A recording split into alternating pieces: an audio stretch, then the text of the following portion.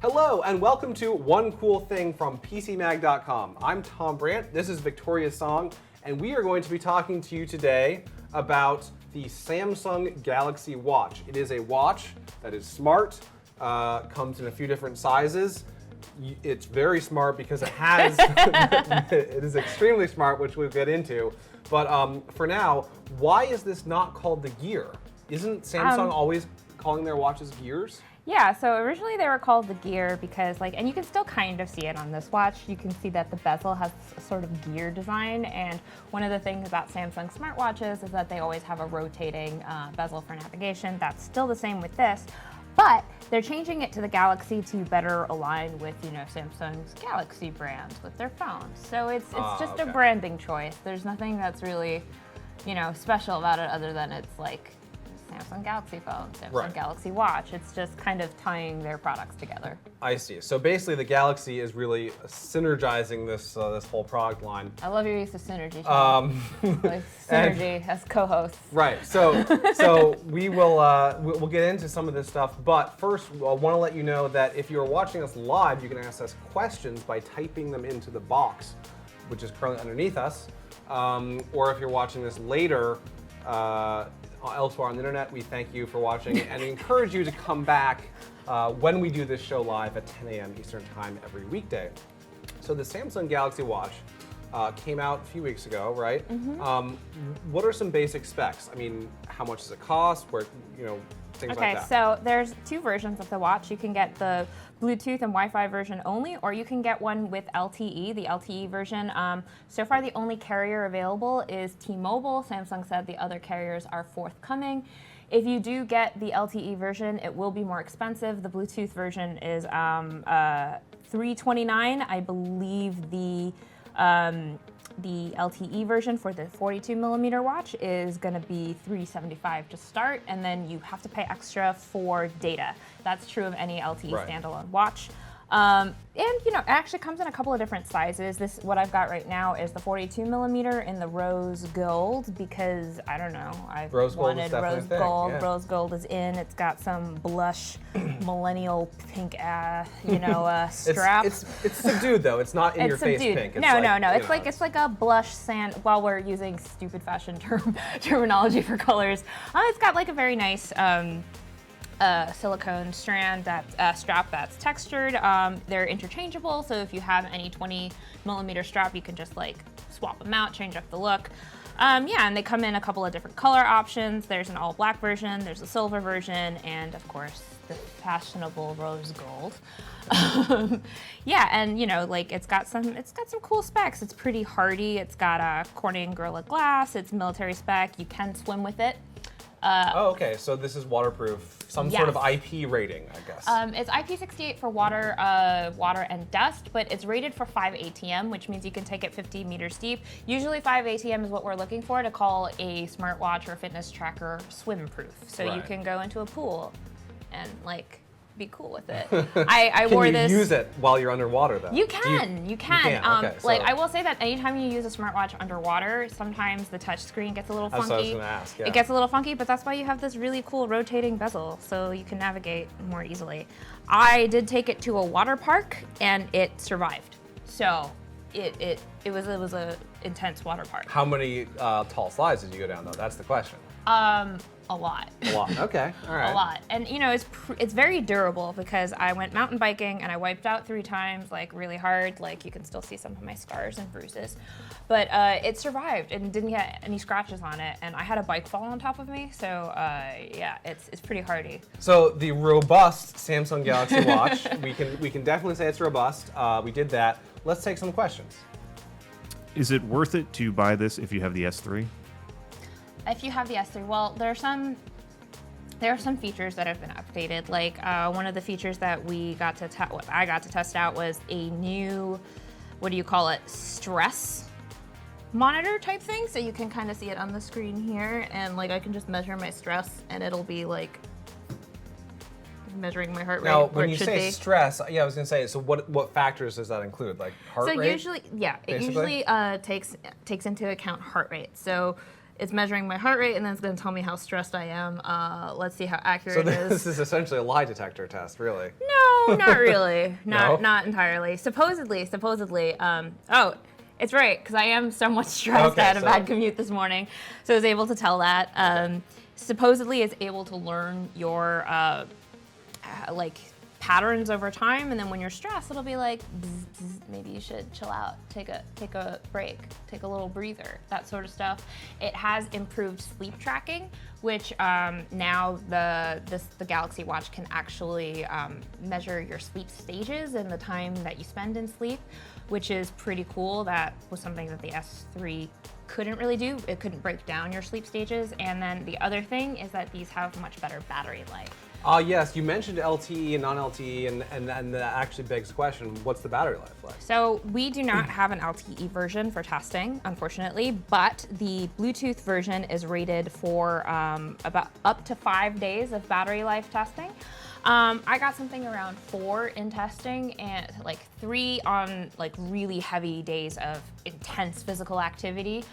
So, you know, you're going to get about somewhere around 4 days of battery life in actual practice. With the non-LTE version. With which the non-LTE is a version, huge caveat. I assume that LTE is much less battery life. LTE will zap your battery Yeah. life. Like for instance, when I was testing the Series 3 watch for the Apple Watch, a 30-minute call on LTE would just 100 to 0 in Yeah. 30 minutes. So LTE will always zap your battery. Yeah. Let's take another question.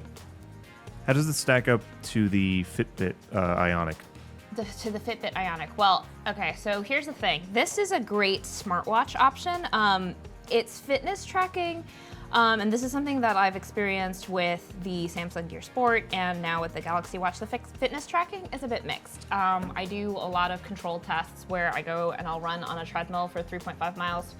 I'll do a 3.5 mile per hour walk for 1 mile and wear a control pedometer and all that sort of stuff. And what we found was that it was about 15 to 20% off for walks and runs.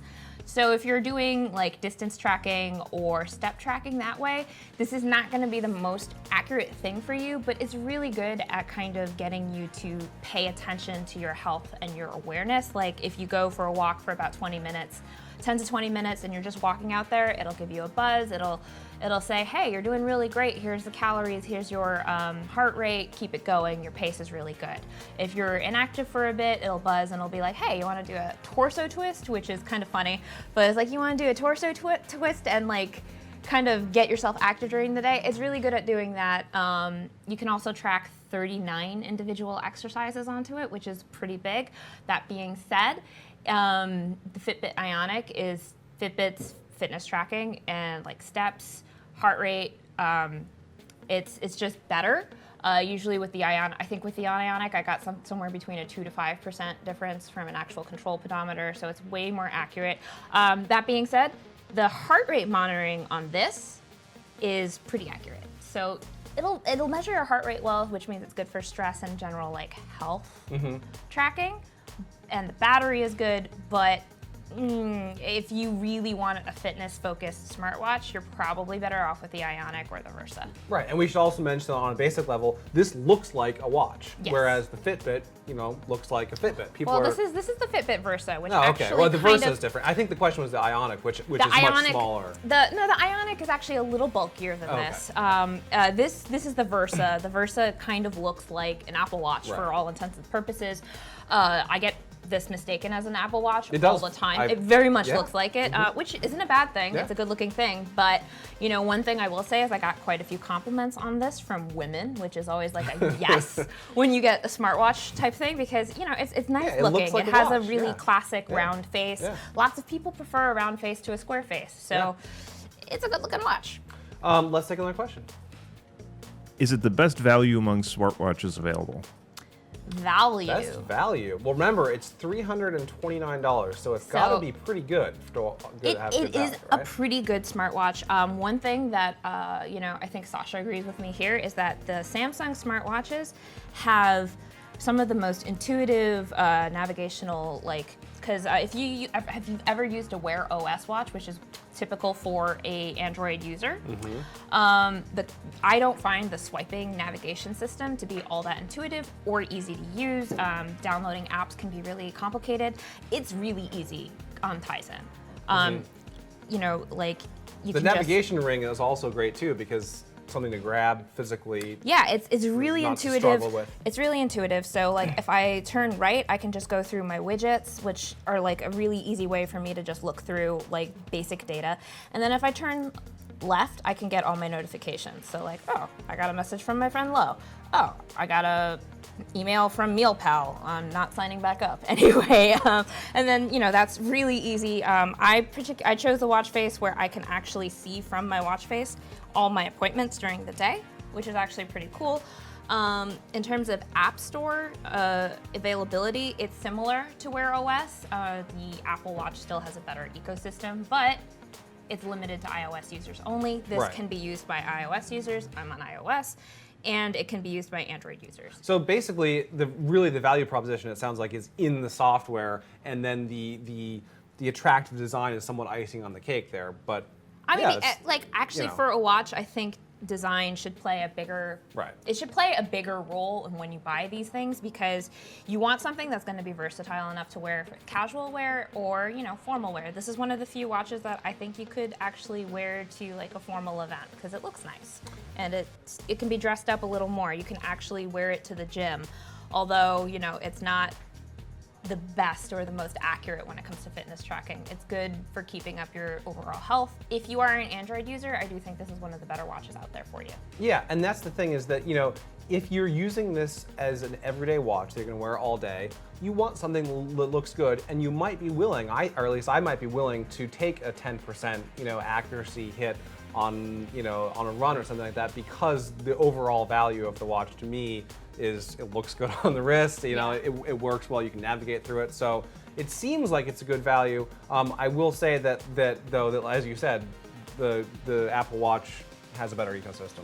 It does have a better ecosystem, so you kind of got to decide what you want. Do you want a fitness-oriented watch, or do you want a smartwatch? And then how important is battery life to you? I will say the battery life on this is far superior to that of the Apple Watch. Yeah. But it does trail behind the Fitbit, because the Fitbit Ionic with continuous heart rate monitoring, I got up to 7 days of battery life, which is insane. This is not going to last you 7 days. And it doesn't do continuous heart rate monitoring. It can, but that will zap the battery. This has about intermittent heart rate monitoring where it measures it once every 10 minutes. Okay. You don't need it to be continuous, but yeah. Let's take another question.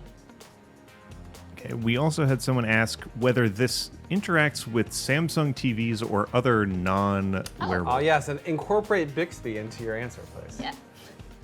Actually, this does come with Bixby on your wrist, so you can talk to Bixby.